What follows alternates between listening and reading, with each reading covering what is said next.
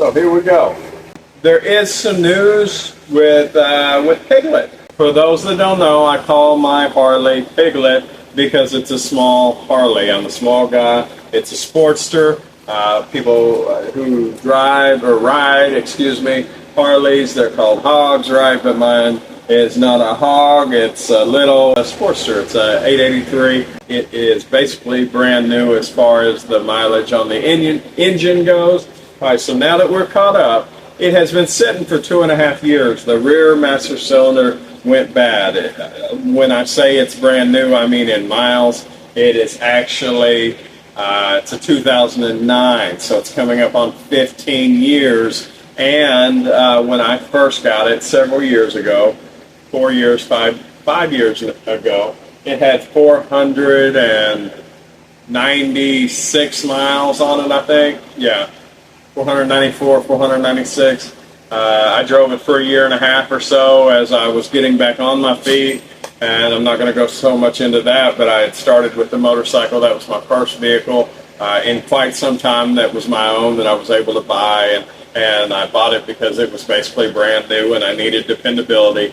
But the age of the bike, despite the use of it, has things that are going out, and like the belt is probably about time to change. Well, the master cylinder in the rear went out, and I lost the brakes right as I began to start my business. So I told my mom it had been 2.5 years, but actually I guess it's been 3.5 years because I would not spend, after I just started my business, would not spend the money, and it ended up being $130 now plus fluids and a battery and all of that stuff. But $130 when I first started my business. I would not spend that on my secondary mode of transportation that was more of a joy after I'd gotten my car than it was a necessity.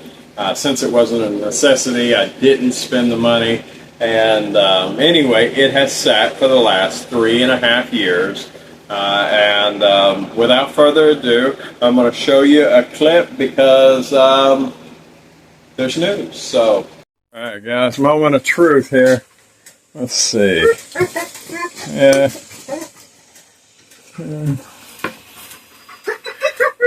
Let's see.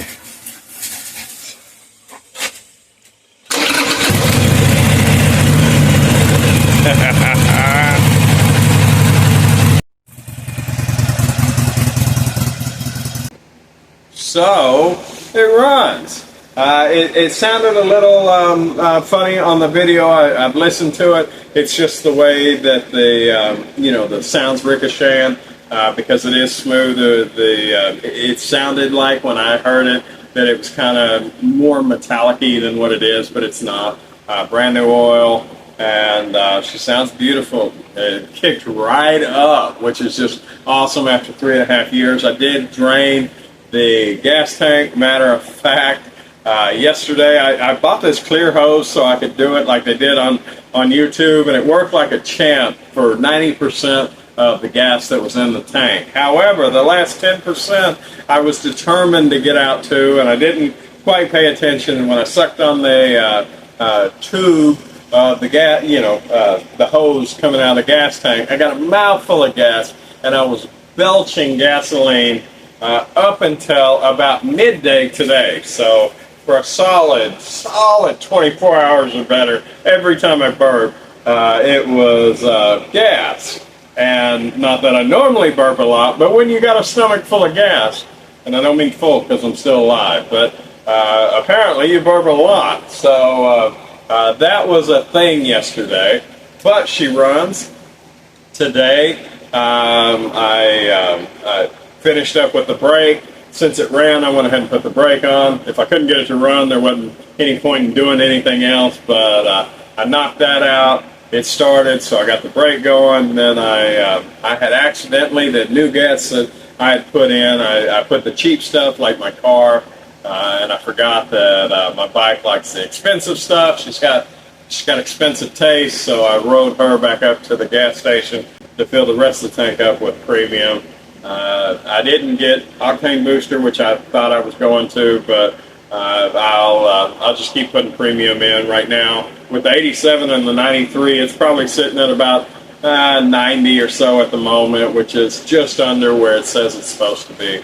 I don't see that being a problem on one tank of gas, but I think they want 92 or better, 91, 92 or better in the tank normally. So 93 is generally safe, 90 is below what it needs. But nevertheless, it's running, it's happy.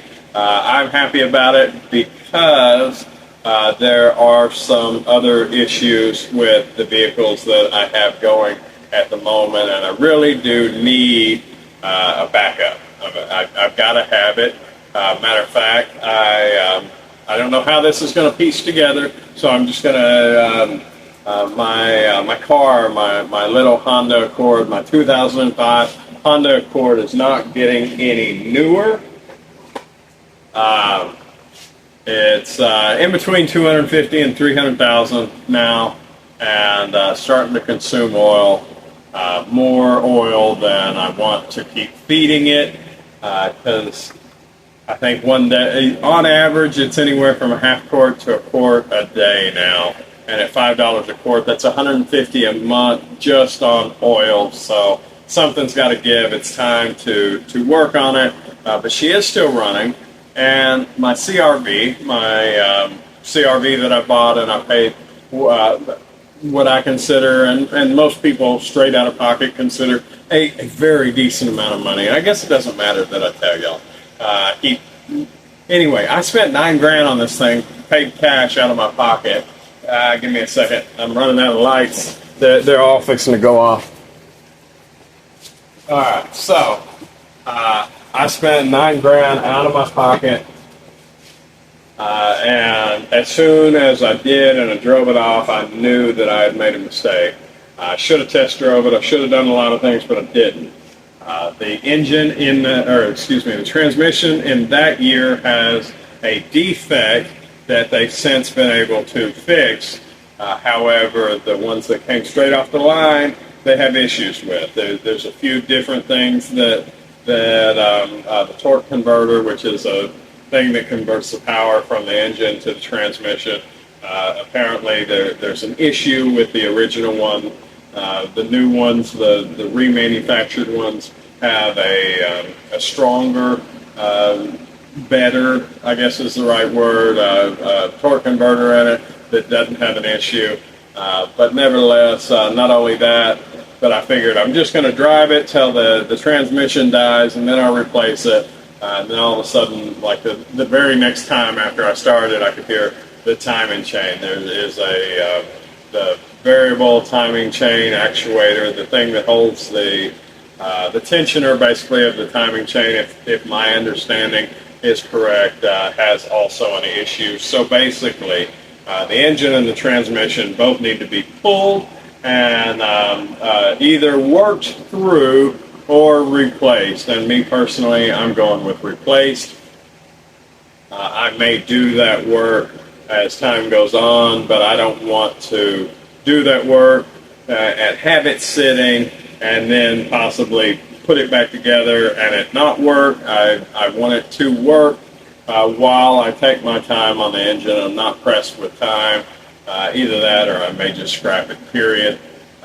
But because by the time I spend the money on a timing chain and all of the sprockets and all of that stuff and the oil pump chain and all of those sprockets, that's like $800 if I don't go cheap.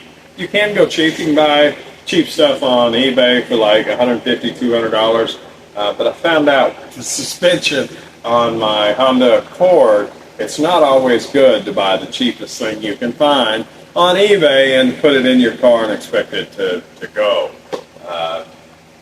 In all fairness, I put in the cheapest steering rack I could find and the cheapest suspension in the Honda Accord, and it's still holding alignment.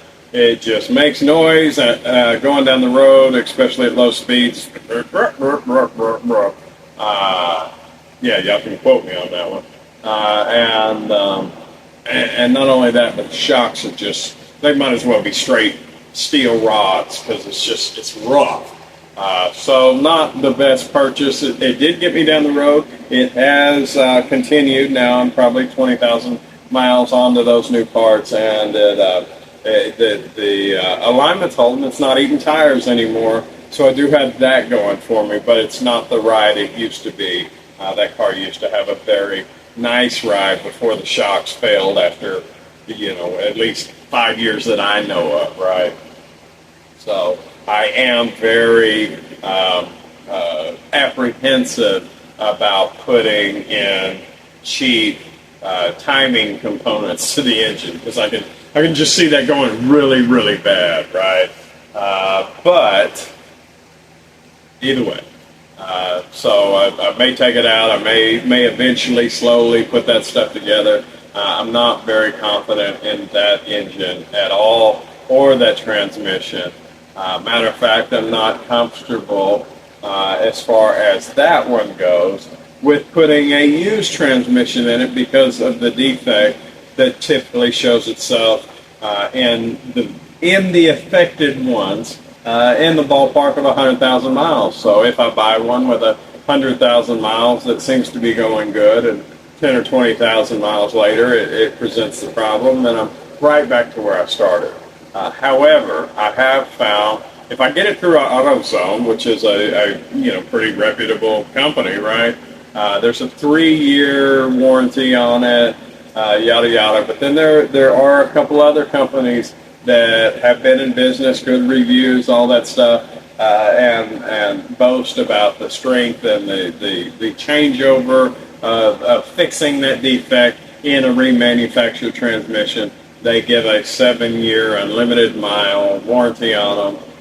The transmission is like $3,500 plus the shipping and everything else. So right at $4,000 or something. It's a lot for to put into I guess a 10-year-old CRV. But in all honesty, a 10-year-old CRV is still pulling 12 to 15,000.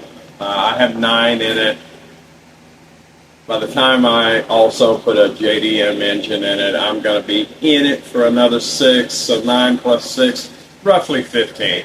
Not a great deal, but to have a 10-year-old vehicle with a brand new transmission and a JDM engine, which only has roughly 50,000 miles on it, so basically a new engine, new transmission, for lack of a better word, it's not a horrible deal. It's not the deal I thought I was getting into.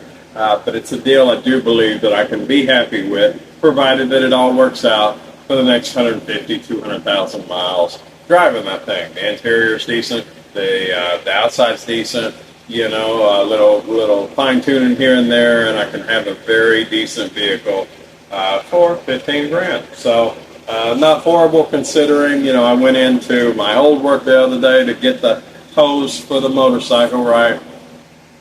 And one of the guys that I was talking to, bless his heart, and there's a lot of people out there this way, and I'll go into that a little bit here in a sec, but he said, it's impossible to live on less than $40 an hour. It's just impossible, right?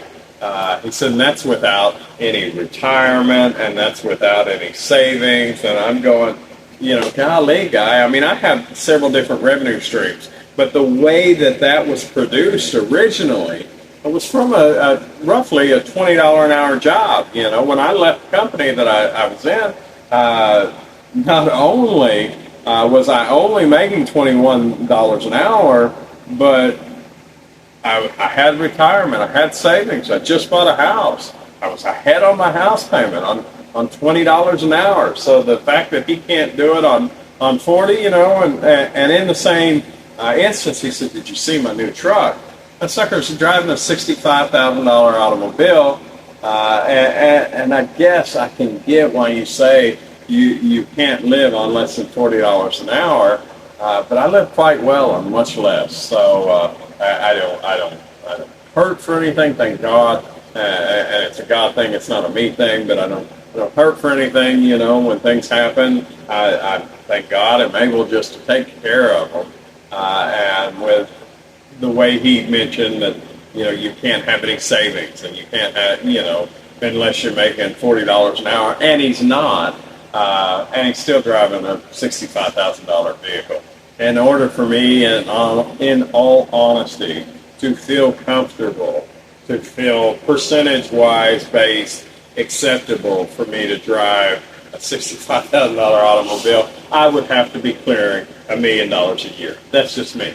In order for it not to produce undue stress. And I think people are very quick to go, well, everybody else is doing it. 30% or 20% or whatever of my pay every month needs to go to vehicle, and I'm just going, golly, it's a lot. But that's a tangent that maybe I'll cut out. But if you haven't already, please consider subscribing. All of that stuff. Hit the bells, hit the thumbs up, hit the yada, yada, yada, all that junk that everybody on YouTube says. So there it is. Please do all that stuff. You know what to do. You know when to do it. So please do it. So thank you very much. Y'all have a wonderful day, and I'll catch you next time. All right? Bye.